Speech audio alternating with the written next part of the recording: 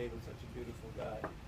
You may be wondering what these are. I forgot to mention that Ralph Acosta, who's a lovely, really talented master watercolorist who shows normally at the Courtyard Gallery, and I convinced Ralph to bring a few paintings in, to add a little color to the afternoon here in Mystic.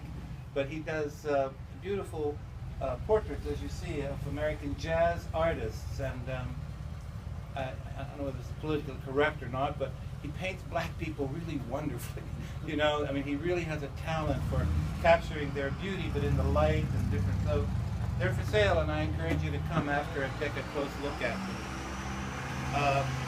So now it's my little gig.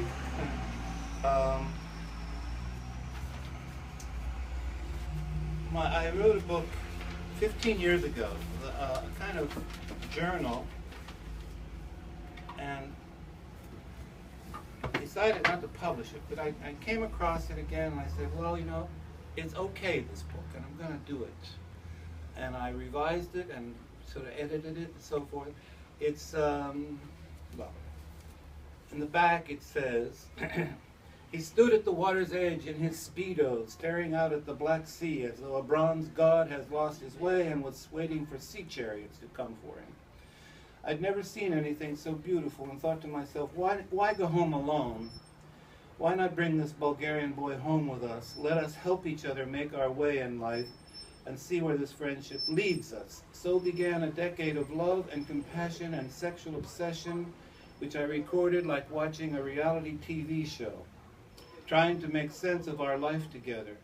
He and I and my invalid lover joined in a love triangle, a kind of New Age marriage, years before the current flowering of gay life, and we rode that wave till it crashed on the shore.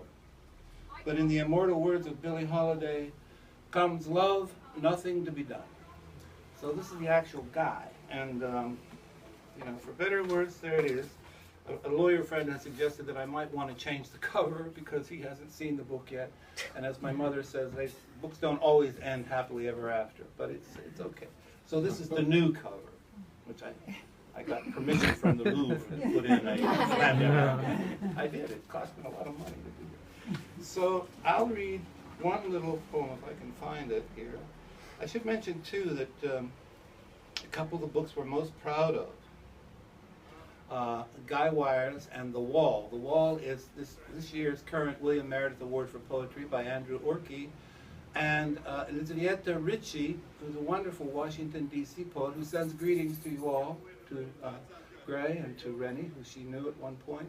There's a poem in her book dedicated to you, apparently. So you might want to take a look at that. So those are sort of success stories, in my opinion, from the new poetry foundation that we have. In fact, I was going to read one of hers, in fact, instead of mine.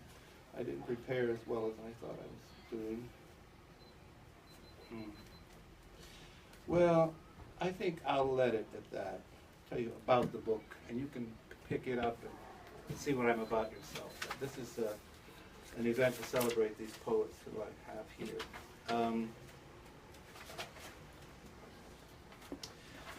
Next, alphabetically, comes Gray Jacobic. A professor emeritus is a poet, mentor, and painter who lives at Deep River